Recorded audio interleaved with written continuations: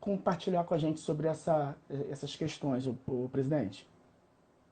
Então, o que acontece, né? Na verdade, Fabrício, quando a gente pega ali um projeto, a primeira coisa para você começar a escrever um projeto é você ter clareza de qual é o problema que você quer resolver. Tá? Então, qual é a ação que você vai fazer e por que você está fazendo aquela ação? Ok? Esse é o diferencial que você vê nas literaturas. Ora, o projeto dentro da comunidade esportiva, ele funciona. Ok, mas e quando você faz, por exemplo, quando a gente tira um pouquinho dessa questão da comunidade, vamos levar para dentro de um clube. O Pinheiros, quando faz um projeto para receber recursos, seja ele de qual fonte de financiamento seja, ele não pode pegar coisa muito comum que a gente vê hoje na lei de incentivo, né? Você vê lá, esporte olímpico ano 1, esporte olímpico ano 2. Esse esporte olímpico ano 1, ano 2, se ele não trouxer uma contemporaneidade com aquele recurso que você vai utilizar ao longo do tempo, já não tem um diferencial. O aporte de recursos nele vai estar mais direcionado. Aquela fonte, aquele poder de captação que você tem, seja pelo poder da sua marca, seja pela influência que você tem no mercado, pessoal ou não, mas não porque você está trazendo um diferencial no projeto. O projeto pode até estar muito bem escrito. Esse é o primeiro ponto.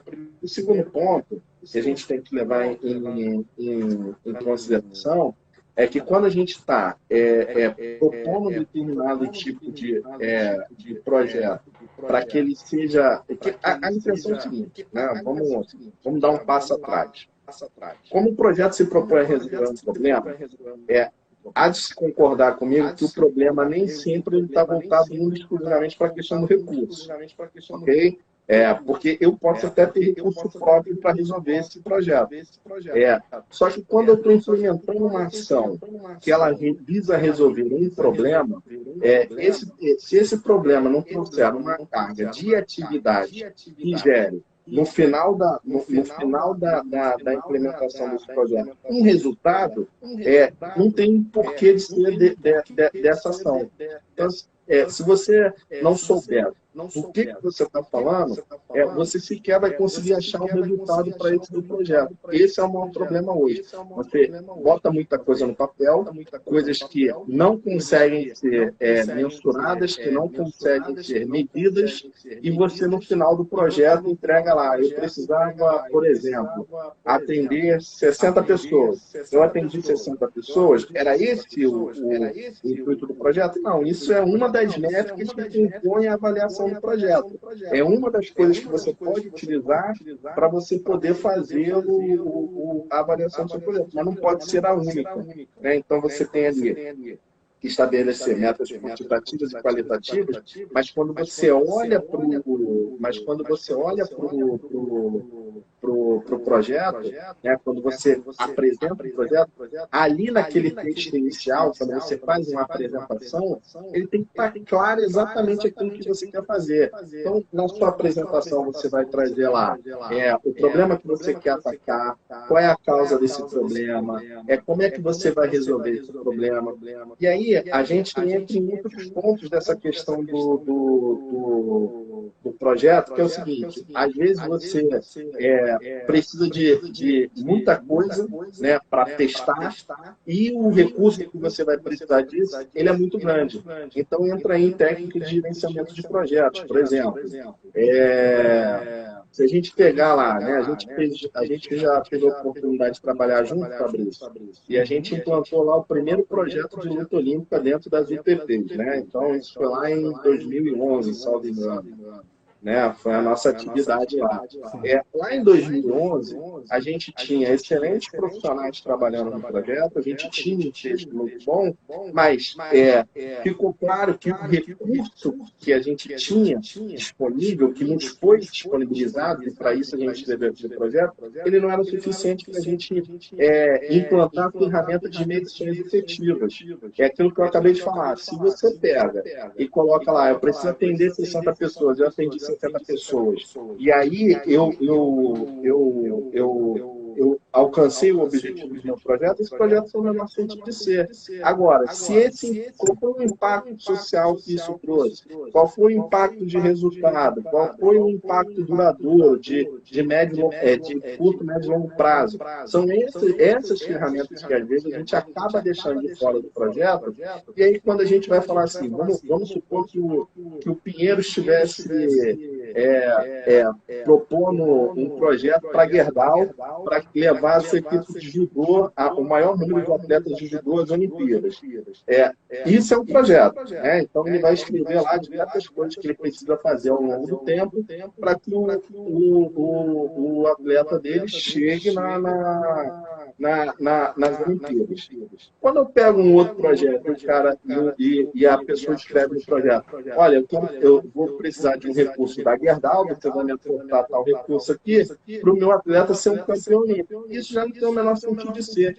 O campeão é uma consequência daquilo que você vai construir ao longo do tempo. Então, o teu objetivo ou o teu objeto não pode ser isso. Então, assim, a gente pega muito material que vem dizendo exatamente isso, né? Você pega lá, vou te dar um outro exemplo, né? Anualmente, você constrói projetos de orçamento nas instituições esportivas. Quando a gente fala do segmento futebol, que é o que eu estou agora, você vê lá nos orçamentos dos clubes ser campeão da Copa do Brasil, ser campeão da Copa Sul-Americana, ser campeão Ser campeão não pode ser o objetivo daquela peça orçamentária. Porque ser campeão vai ser aquilo que você vai construir ao longo de um tempo. Então, esse projeto, quando você olha também para essa questão de orçamento, seja para um aporte ou seja para a utilização de recursos próprios, ele tem que ter uma coerência do que você está construindo para você chegar lá. Então, um bom projeto hoje precisaria ter uma apresentação clara que traga exatamente qual é o problema que você quer resolver, e ali na apresentação você vai trazer coisas que você vai fazer ao longo do tempo desse projeto para que ele efetivamente mostre os resultados, né?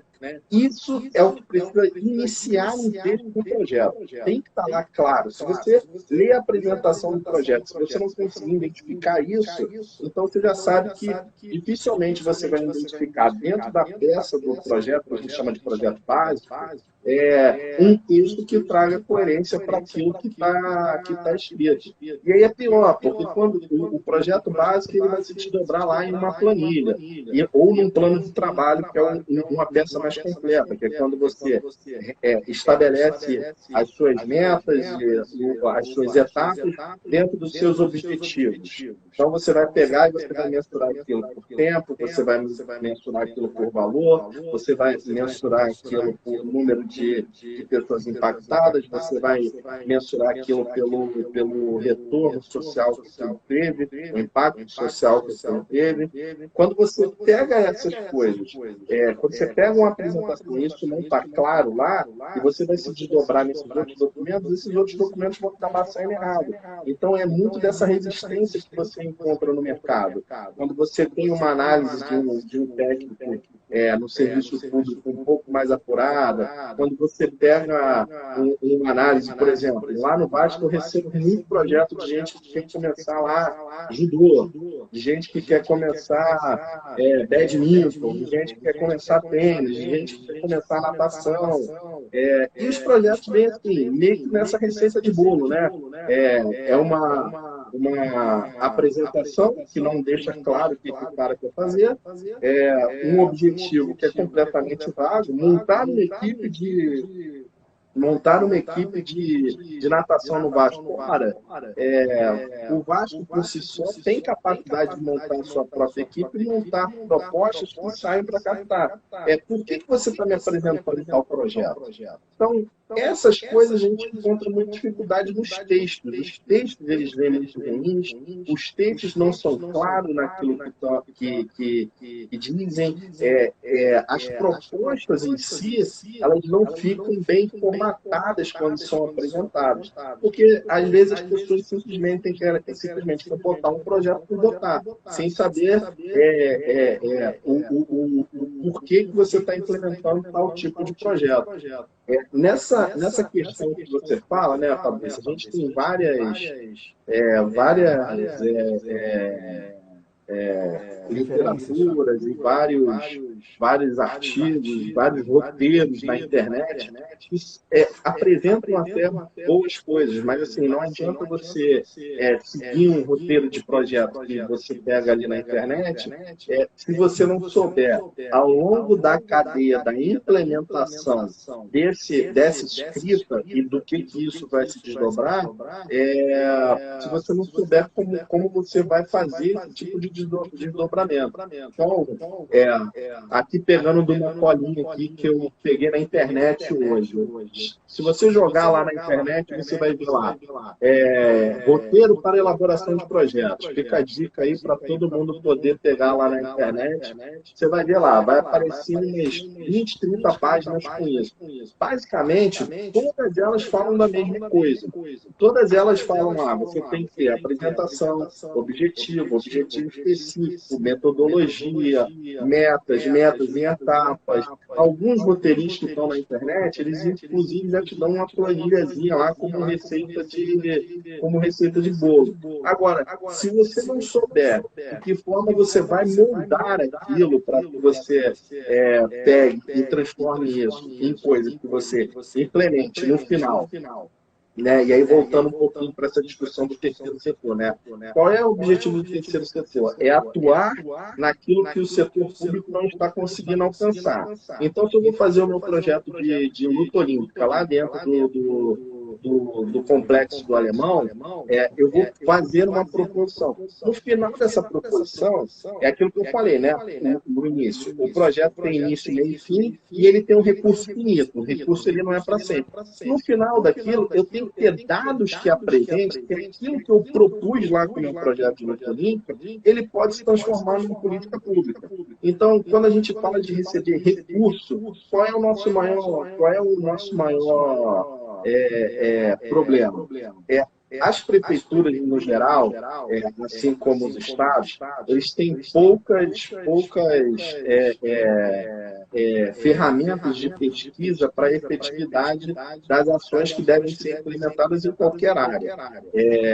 Só para vocês terem ideia, né? Uma das primeiras coisas que eu fiz na carreira foi fazer um projeto de teatro para receber recursos da Casa da Moeda no projeto Santa Cruz.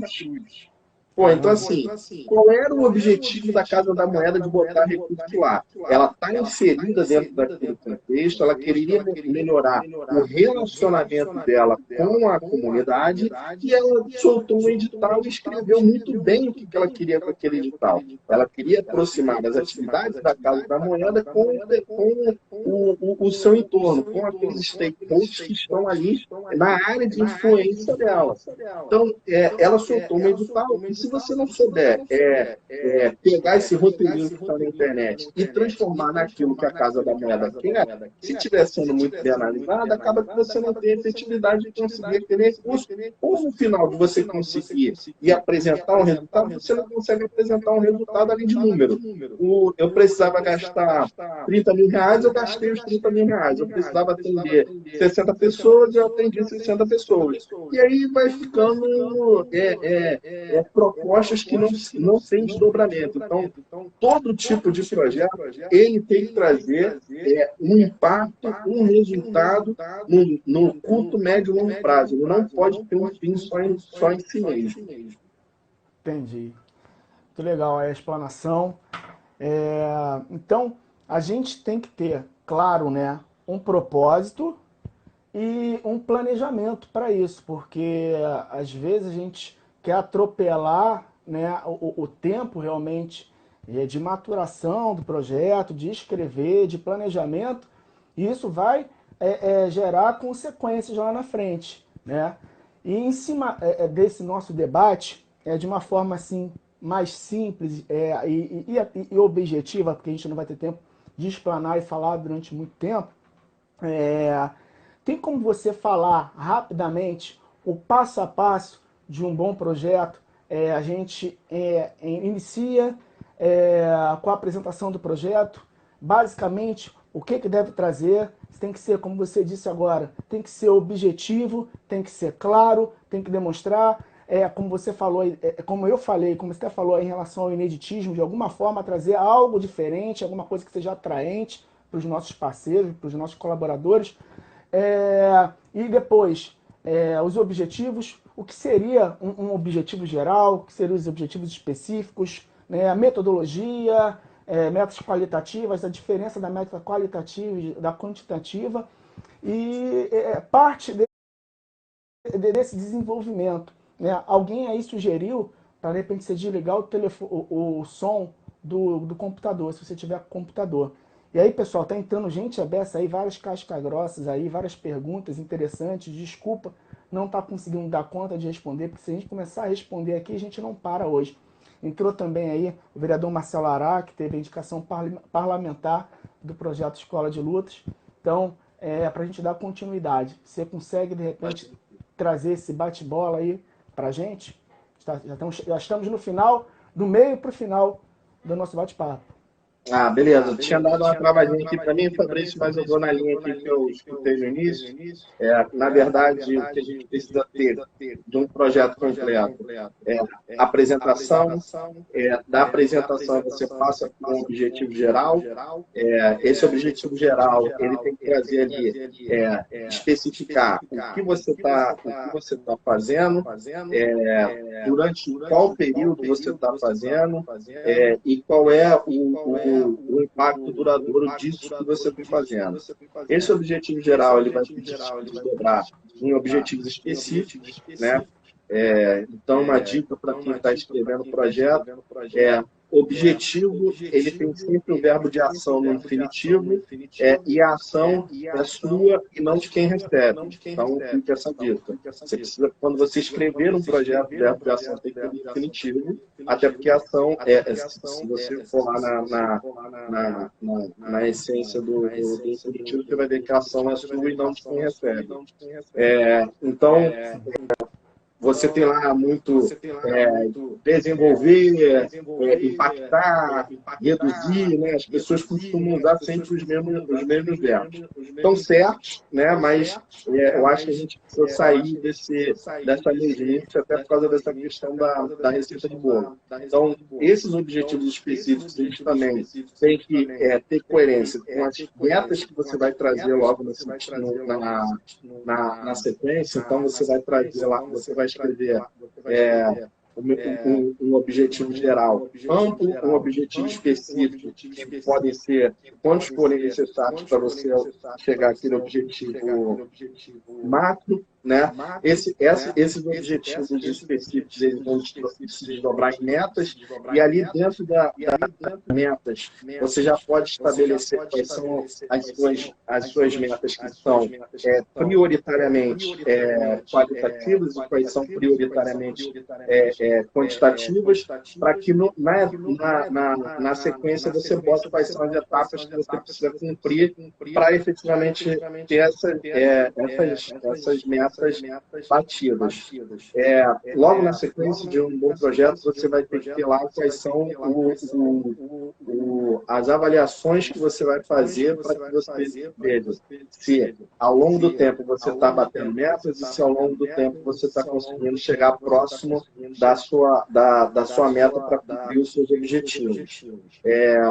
Um erro muito grande que a gente tem ainda é que, via de regra, quando as pessoas estabelecem metas quantitativas e qualitativas, elas fazem Ctrl+C, Ctrl+V para os mecanismos já avaliação. Isso não pode estar certo, porque se você está avaliando igual aquilo que você projetou, é óbvio que você vai bater 100% da meta, independente da ação que você faça. Então, a avaliação ela é sempre processual. Tem que ter processo, tem que ter papel, tem que ter medição, tem que ter instrumento de aferição. Isso pouquíssimos projetos hoje trazem. São poucos os projetos que tem essa questão da avaliação processual. Não se gera papel, não se gera documento que traga efetividade a saber se você cumpriu ou não cumpriu aquela meta. As pessoas hoje relacionam muito isso, muito por causa da forma como o governo, de um modo geral, avalia, seja ele o governo federal, estadual, municipal, o governo avalia muito pela questão financeira. Então, você tem lá etapas que você cumpre com metas financeiras, você tem metas que são muito exclusivamente financeiras. Então, quando você pega uma planilha de prestação de contas, quando você está utilizando recurso financeiro público, você vai ver planilhas muito exclusivamente de utilização de recursos, de despesa. Isso não mostra se efetivamente você cumpriu ou não cumpriu. Exemplo, se na minha metodologia eu estou testando que o garoto precisa treinar 3 vezes na semana e não 2, o que ele precisa fazer determinado tipo de exercício durante determinado tipo de tempo, a minha avaliação ela não pode ser em cima da despesa. Porque senão eu vou avaliar porque o professor foi lá 3 vezes na semana e recebeu por essas 3 vezes na semana. Então, não pode, em momento algum, as pessoas se apegarem a única e exclusivamente essas planilhas. Então, bom projeto tem que ter meios de aferição, meios de avaliação, e isso tem que estar descrito no projeto. Apesar de você marcar indicadores só após você fazer contratações, então vamos lá, você montou ali qual é a forma geral que você vai fazer a avaliação do projeto, tem que estar escrito lá, né? O instrumento que você vai utilizar para isso, obviamente você pode fazer e estabelecer depois que você contratou as pessoas que vão trabalhar no projeto. Isso é possível, é factível. Agora, você não pode ter, não ter isso descrito no projeto nem de forma geral. Então, muitos dos projetos não têm a forma de avaliação como você vai chegar a esses objetivos que você quer atingir. Depois da avaliação, você tem que botar lá quais são os resultados. Quais são os resultados que eu vou atingir se eu conseguir cumprir as minhas etapas, se eu conseguir bater as minhas metas qualitativas e quantitativas e se efetivamente meus objetivos foram cumpridos. Qual é o resultado? Esse resultado, ele também tem que estar descrito em resultados de curto prazo. Essa até desculpa para a galera aí, acabei me estendendo um pouquinho aqui no tema, porque, como o Fabrício tinha me falado antes, o tema é amplo, é muita coisa, né, para a gente poder falar, né, e olha que a gente não está nem entrando aqui em particularidades. Sim, e aí uma sugestão, né, se o pessoal, né, tiver interesse, a gente falar mais à frente sobre leis de incentivo, tem muita coisa para falar, né, e para que as pessoas consigam estudar mais ou procurar pessoas que possam escrever seus projetos, porque eu acho que num debate desse, isso abre um pouco a nossa mente, né? Que a gente, de repente, não conseguia visualizar, e agora a gente começa a visualizar, a vislumbrar já outros caminhos, nossos projetos sociais. O presidente falou aí a respeito das dimensões do esporte, então a lei, ela cabe tanto para o esporte, né, de rendimento, que é no caso da performance, né, com atletas, tanto no esporte educacional, né, de cunho educacional, que também é um outro trâmite, mas também cabe, não necessariamente que seja de rendimento, não que seja necessariamente seja de esporte competitivo, e o entretenimento também cabe. Como o presidente falou, no Rio de Janeiro a gente tem a possibilidade também da questão da pessoa física. Então, agora acho que já voltaram, né? O maior número de pessoas aí já voltou. Se você quiser finalizar aí, Mike. Não, legal. Só para finalizar, então, abaixar um pouquinho aqui para ver se melhora. Só para finalizar, o que acontece? Aqui no estado do Rio de Janeiro, a gente tem um trâmite parecido com, apesar da lei permitir mais coisas, a gente tem um trâmite parecido com o que a lei federal exige. Qual é o maior problema da questão do Estado? Você tem um número menor de empresas que podem aportar. Então, quais são os maiores? Porque enquanto no governo federal você tem aporte de recursos por meio do imposto de renda, pessoa jurídica, no Estado você tem o ICMS. Então, esse ICMS ele é muito baixo. Então, você vai ter lá as empresas de operação de petróleo, gás, energia, telefonia, né? Então, o restante são poucas empresas que têm volume suficiente de recursos, de receita, para gerar um valor expressivo para que possa aportar em projetos.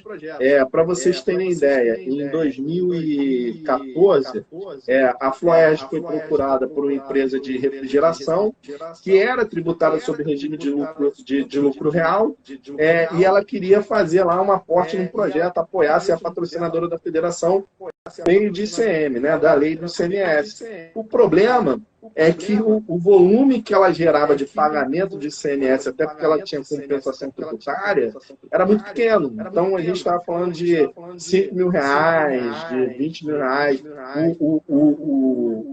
A despesa que ia gerar para a gente ir atrás desse recurso, que a gente ia gerar de documento, de burocracia para a gente ir atrás desse recurso, ia ser muito maior do que receber esse recurso. Então, assim, para o Estado, a gente tem esse problema, essa alimentação. As empresas, basicamente, são as mesmas que podem aportar. No município, né, a lei do município, ainda que aprovada, ela ainda está carecendo de regulamentação até a última notícia que eu tenho, né?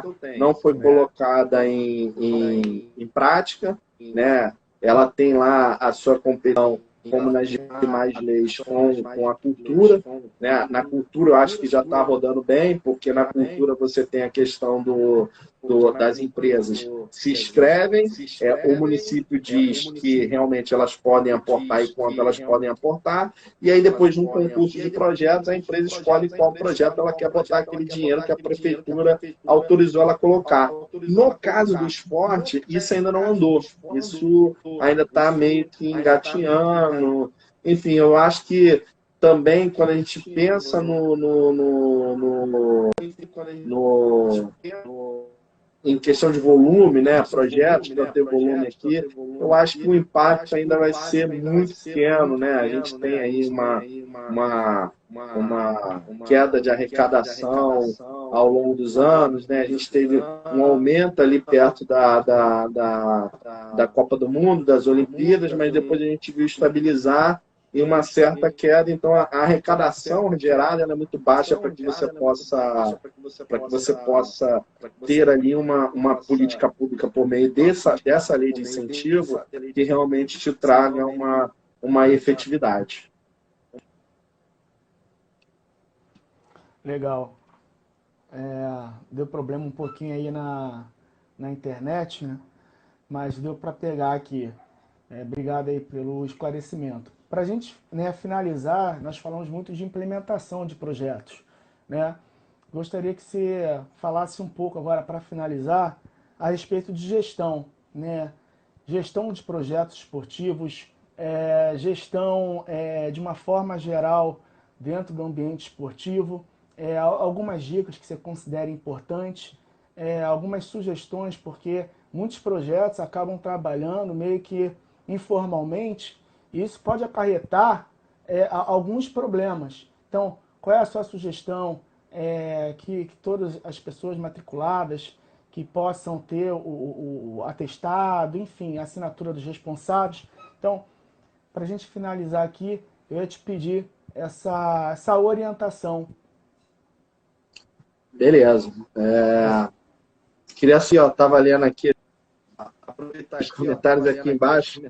O Netão aqui, nosso amigo lá de Brasília, um abraço. Um abraço para todo mundo que está vendo aí nossa live, muito legal. Então, Fabrício, na questão da gestão do projeto, né, acho que o maior desafio está naquilo que eu te falei. Na metodologia, quando você está escrevendo o seu projeto, quando você está importando ele, você vai trazer lá uma série de informações que você precisa fazer o quê? Depois que você implanta um projeto, você faz como qualquer outro plano de ação. Você faz medição e controle, medição e controle. Pode ser que até coisas que você implementou ali, você precisa ao longo do tempo, quando está fazendo a medição, trocar, mudar completamente a ação. Então, qual é a máxima da gestão? Você toma uma decisão, essa ação. Depois que você implanta essa ação, você começa a medir para ver se a ação que você tomou era mais correta ou não. Mas o mais importante você precisa tomar a decisão. Dessa forma que eu vou fazer. Se, à medida que você vai avaliando, à medida que você vai controlando, você vê que aquela não foi a melhor ação, você volta a prancheta, reorganiza e faz de novo, toma uma nova decisão. Né? Isso é o que o projeto deveria fazer o tempo todo. Então, quem é que geralmente está na ponta fazendo isso, né? Então, lá quando você está atendendo o atleta, quando você está atendendo o aluno, quando você está atendendo o beneficiário, você tem o professor, o instrutor, o técnico, o auxiliar técnico, o preparador físico, você tem uma série de pessoas na ponta fazendo atendimento, né? Para a gente focar bem na questão do projeto esportivo. Você tem uma série de pessoas. Essas pessoas na ponta, elas têm que ter a noção de que aquela meta que eu estabeleci no projeto, para que ela seja alcançada, ela tem várias ações que precisam ser feitas lá, para além daquilo que você está fazendo, que é a aula. A aula é o meio que você está utilizando para chegar à meta do seu projeto. Mas para que essa aula, você tem lá uma série de burocracias a cumprir também. Você tabula as informações do aluno, você pede lá o atestado médico, você vai lá e faz uma série de testes para marcar indicadores de desempenho, de melhora, você faz você gera uma série de documentos, uma série de protocolos, que eu costumo dizer o seguinte, né? Isso eu trago até para a minha vida profissional, né? Com 11 anos de experiência no mercado, obviamente tem pessoas muito mais experientes do que eu, mas o que acaba acontecendo é o seguinte, quando a gente tem já a experiência, a expertise, a técnica daquilo que você está fazendo, você acaba abandonando o papel. Então, quando o professor, por exemplo, vai lá para a ponta e ele não leva qual é o planejamento mensal que ele está fazendo com aquele aluno, que se desdobrou num planejamento semanal, se desdobrou num planejamento diário, que se desdobrou em várias metas que o aluno tem que bater naquele dia, se isso não está tabulado, se isso não for um documento gerado, toda a cadeia para trás ela fica prejudicada, porque você não tem análise para fazer. Você não tem como fazer controle, você não tem como fazer medição. Então, a principal coisa que as pessoas que estão na ponta precisam entender quando você está gerindo um projeto é que o documento é importante, que o papel é importante. Então, esse papel que é gerado lá na ponta, você precisa entender que ele precisa ser feito, ser utilizado como um instrumento de medição e avaliação, e ele precisa voltar por toda essa cadeia até que a gente consiga lá alcançar o objetivo geral do nosso projeto, provar que aquela tese que a gente implantou no início, efetivamente ela se desdobrou em uma ação que realmente chegou ao resultado que eu botei no meu projeto básico. E essa é a maior dificuldade. E aí, mais uma vez, quando você está falando de gestão, né, então voltando mais um passo, né, aquilo que eu falei, você tem lá o coordenador geral, você tem o coordenador técnico, você tem o supervisor. E aí, quando você chega lá para apresentar o seu projeto de recurso público, o cara fala, mas para que tudo isso? Né? É justamente porque a gente não gera documento, a gente não gera papel e a gente não testa teses e técnicas que sofrem esse tipo de questionamento. Então, qual é a função do supervisor? Você me mandou aqui o seu planejamento do mês, você me mandou o seu planejamento semanal, no final desse mês, você me mandou a avaliação para saber se realmente esse planejamento chegou ou não chegou ao seu final. final, se ele foi efetivo ou não foi efetivo, e realmente a metodologia que a gente está implantando, ela precisa ser trocada, ou ela precisa efetivamente continuar, porque ela está trazendo resultado. E a mesma coisa, para cima, quando você chega lá no coordenador técnico, o coordenador técnico tem que olhar isso de uma forma geral. Se esses documentos para baixo, eles estão sendo formatados, se eles estão sendo alimentados, se eles estão chegando no prazo que tem que chegar, e se realmente aquela metodologia escrita no projeto, ela começa a fazer sentido para baixo. Ok?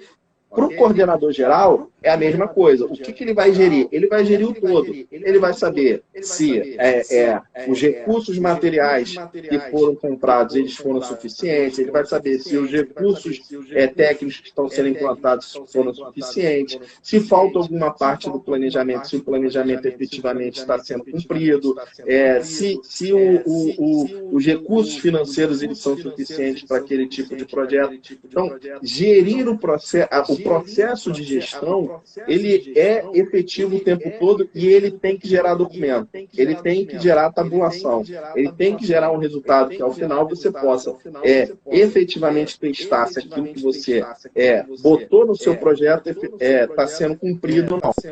Isso vale para tudo. Isso vale para um plano de ação de uma empresa, isso vale para uma política pública, isso vale para qualquer tipo de coisa que você vá fazer utilizando um recurso que seja finito por um prazo específico. Show. Está finalizando aqui, né? Estendemos um pouco o horário da live por causa daquele problema técnico no início, né? Mas eu acho que não ficou pesado. Na verdade, eu acho que foi importante para a gente trazer aqui, elucidar algumas dúvidas, né? Se tiver algum tipo de dúvida, entre em contato comigo, entre em contato com o presidente Carlos Magno, né? Adiciona ele lá. Sugestões de live para a segunda temporada, nós estamos planejando uma segunda temporada, e acompanhe a gente toda terça e quinta às 9 horas da noite, sempre um tema interessante, relevante, especialistas na área. Agora, na quinta-feira, vai ser luta na escola, né, a sua importância, como fundamentar, explicar, que às vezes a gente sabe da importância, mas às vezes a gente não consegue colocar no papel falando da importância. Então também traga o seu papel, sua caneta. Então, gostaria de agradecer imensamente ao presidente Carlos Magno, né, cedeu o seu tempo aí para esse debate. Gostaria de agradecer a todos que estiveram aí, passaram a noite aí com a gente, que continuem, que vai ter muita coisa boa aí, muita gente boa aparecendo aí. Se for falar todo mundo, eu vou acabar deixando alguém de fora, então me perdoem, mas que a gente possa continuar às terças e quintas, às 9 horas da noite. Quer falar alguma coisa, presidente? Quer se despedir? Então, Fabrício, já que a gente estourou aqui um pouquinho o tempo da live, né? Eu só queria aproveitar essa minha última explicação que eu dei aqui, que acaba que a gente não gera papel, a expertise nos tira um pouquinho disso, né? Então, quando a gente não está produzindo, né? Você está aí no seu dia a dia do mestrado, eu já estou há um pouco tempo, eu até voltei a produzir um pouquinho, mas em outra área, na área de processos, né, um pouco mais específico. Então, na verdade, só uma dica que você me lembrou hoje, que acaba que eu vou esquecendo de passar, eu queria deixar as duas literaturas aqui, que são um ponto de partida para a galera, né? Então, são dois livros que eu li há um tempo atrás e que às vezes a gente volta lá para buscar um pouquinho de informação, para a gente confrontar, para a gente ver se realmente aquilo que foi gerado de literatura há um tempo atrás fez sentido ou não fez, né? A gente sabe que a ciência ela vai evoluindo e vai nos trazendo cada vez mais conhecimento e coisas que a gente sabe que hoje funciona, amanhã a gente vê que não era bem por aí. Então, vou deixar aqui o livro que é o Gestão de Negócios Esportivos, né? Ele é organizado lá pelo Michel Clauser e o Fausto Najib. Eles organizaram uma coletiva de autores em 2013, um pouco antes um pouco antes da realização da Copa do Mundo. Então, teve uma galera bacana escrevendo ali, teve o Vladimir Camargo, que é uma fera aí do direito desportivo, foi durante muito tempo chefe da Conjur, lá do Ministério do Esporte, foi peça fundamental nas legislações esportivas que hoje a gente tem vigente. Então, é um cara que eu acho que é um livro que eu acho que vale a pena dar uma lida. É um livro de 2013, mas tem temas bastante atuais, fala da Lei Geral do Desporto, fala ali um pouquinho da mudança da lei Zico para a Lei Pelé, e hoje a Lei Pelé é o que baliza desde o clube de futebol até o projeto lá na ponta, né? O projeto da comunidade. Ali traz algumas indicações de gestão de mega eventos, gestão de eventos esportivos. Então, acho que de organização, né? Como é que você organiza a sua instituição. Então, acho que é uma literatura que vale muito a pena. E aí, já falando da questão de gestão de projetos, o outro livro que eu queria deixar aqui é o Manual Prático do Plano de Projeto, do autor Ricardo Vargas, da editora Brás Esportes. É um livro que usa ali a metodologia, a metodologia do PMBOK. É uma metodologia de um sistema específico, mas tudo que você usa no PMBOK você pode trazer para a sua realidade em planilhas de Excel, em documentos de Word. O processo que ele demonstra lá, como é que você gerencia custo no projeto, como é que você gerencia qualidade, riscos, problemas, né? Como é que você gerencia comunicação dentro do seu projeto, como é que você gerencia custos. Então, esse é um livro bem bacana, é um livro também um pouquinho mais para trás, é um livro de 2009, 2007, acho que está na sexta edição. Essa sexta edição é de 2015, bem atualizado, mas vale a pena dar uma olhada lá. Ele traz uma metodologia simples, uma metodologia que mostra etapas de um projeto, seja você implantando ele numa grande indústria, ou seja você implantando ele aí no seu próprio projeto. O pessoal está perguntando aí, o nome do segundo livro é Manual Prático do Plano de Projeto. Tá? O autor é o Ricardo Vargas, da editora Brás Esporte. O esporte é tudo junto, o esporte em inglês.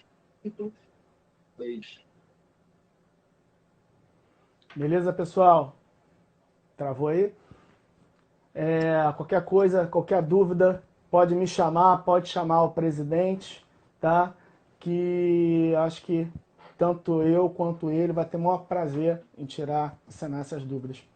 Beleza, estamos disponíveis aí. Mais uma vez, agradeço a presença de vocês, né, mesmo que virtualmente, e fique com a gente aí, todas as terças e quintas, 9 horas, tá bom? Então, é isso. Muito obrigado. Boa noite.